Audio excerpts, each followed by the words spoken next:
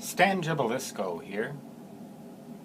Well, this afternoon, a technician came out and replaced a module in my refrigerator. I'm sure that that's just news that you've been dying to hear. It's a Kenmore refrigerator that I bought from Sears. And I've tried online to find customer reviews and other such things, customer satisfaction reports, etc., for Kenmore refrigerators and Sears service in general and all of that. And I've looked at reports from all over the spectrum, but it seems that people are more likely to complain, so you're going to get a disproportionate number of complaints. Well, nobody's perfect, that's for sure. But I did read on Consumer Reports that the Kenmore refrigerators with the freezer on top are top rated as far as customer satisfaction goes. So that was a reassuring. My refrigerator broke a couple of weeks ago, as I may have told you. The refrigerator wanted to stay on all the time, and I had two theories. Either a surge fried a microprocessor component of some kind or another, or a relay was sticking. But in any case, the technician came out today and replaced the entire thermostat box, module, including the relay, the circuit board, the whole business, even the light bulb. And the only thing is that he lost his quarter-inch, what do they call those female wrenches? I forget what they call them. But he lost his, so I had to go down to my toolbox and get one for him. But he seemed to be very competent. He had been a service person in Afghanistan. That's a plus. When I called the Sears service department, I was never put on hold for more than 5 minutes.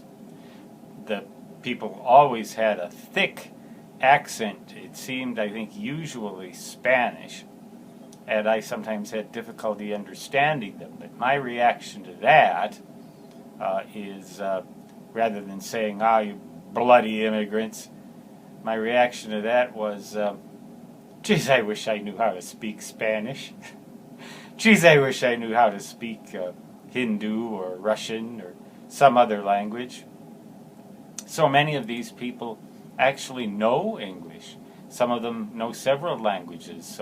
But all in all, I had some lucky breaks when it came to the delivery of the part by UPS, and it's taken long enough to get that bloody thing repaired. But it appears now that it is working properly, as it was after it fixed itself. But I added one component, and the technician said, oh, yes, that's a very good idea. And you'll receive reports all over the spectrum about this, too. I got what they call a surge protector, which is not kind of a misnomer. The thing doesn't protect surges against anything. It's a surge suppressor or a transient suppressor, with sufficient amperage rating and power rating to handle the refrigerator. The refrigerator draws 6 amps. This thing will handle up to 15 amps. I installed that thing at the outlet so that if there's another power failure or some other kind of glitch, that if it was a microprocessor, and a lot of these new refrigerators have integrated circuits and circuit boards and things like that that can get fried very easily by transients or surges, just as computers can do. And a surge suppressor, actually the technical name is a transient suppressor, is a very good idea for your computer or for any appliance that has a microprocessor or microchips in it. And nowadays that includes just about everything except the kitchen sink and maybe the toilet. So far. But I've read recommendations about getting whole house transient suppressors and things like that.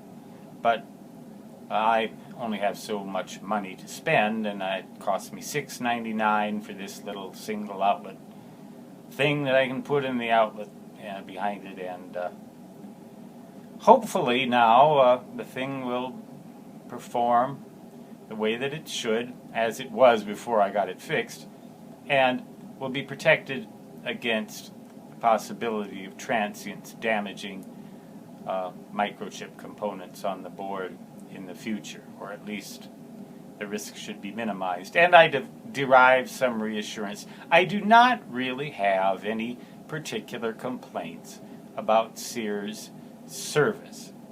They really do try, as far as I can tell.